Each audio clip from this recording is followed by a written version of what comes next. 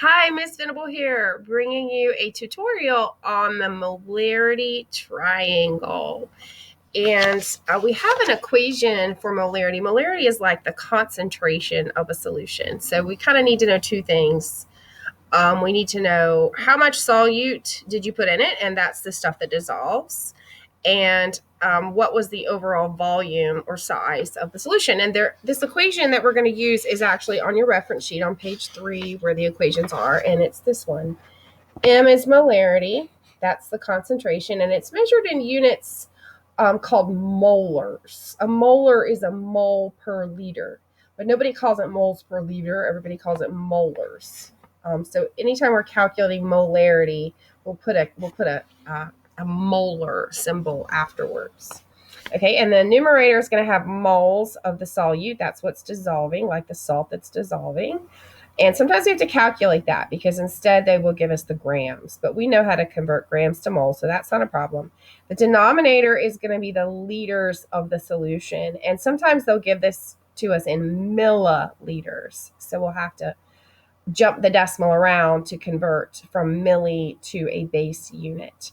So I like to use this in a triangle format where the concentration is in the bottom left corner of the triangle, the moles of solute are in the top of the triangle, and the liters of solution are in the bottom right corner of the triangle. And the nice thing about doing it that way is that you can just cover up what it is you're trying to calculate, and the triangle will actually show you how to calculate.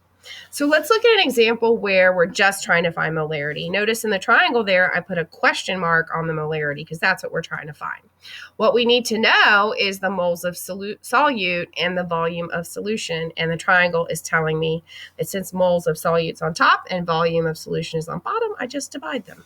Okay, so step 1 is going to be to figure out how many moles. That's the numerator. And they didn't tell me that, but they did tell me that I had 78.5 grams of the solute. And so I can certainly convert that into moles, no problemo. I just have to look up the molar mass. So I look up the mass of a calcium and 2 bromines, and I add those together. And I got a molar mass of 199.88.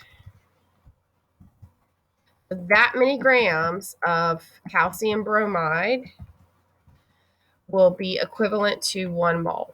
And that is my conversion factor there.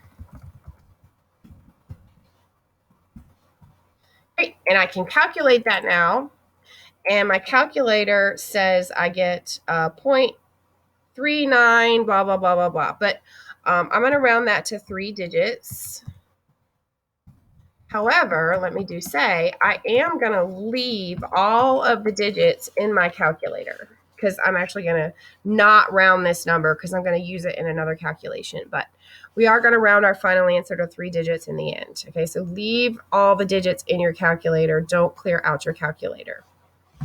Okay, so that is, and I'm actually going to copy and paste this because I'm going to need to put the moles in the numerator. So let me copy that. Okay. So now I know the number of moles. Let me get on here to my calculation. So the numerator is going to be the number of moles. Let's save that there. And we also need to figure out the volume. Now they gave me the volume of the solution because all the salt dissolves. It says it all dissolves. The volume of the solution is the same as the volume of the water solvent that I'm using. So that's kind of nice when everything dissolves when you use salts. But I do need to convert that into out of milliliters and into liters. So I want to go from milli to base, right? Because liters is a base. So King Henry died by drinking chocolate milk. So I'm going to go from milk to by. So I'm going to jump my decimal to the left 3 times. So 0.625 is the volume in liters. And I'm actually going to copy that and paste it. And I'm getting to my last step here.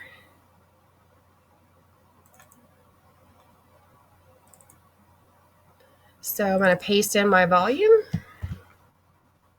And then my last step is to calculate. And I got 0.629. I am rounding this to 3 digits, and the unit is molar. Thanks for joining me, and we'll look at another problem.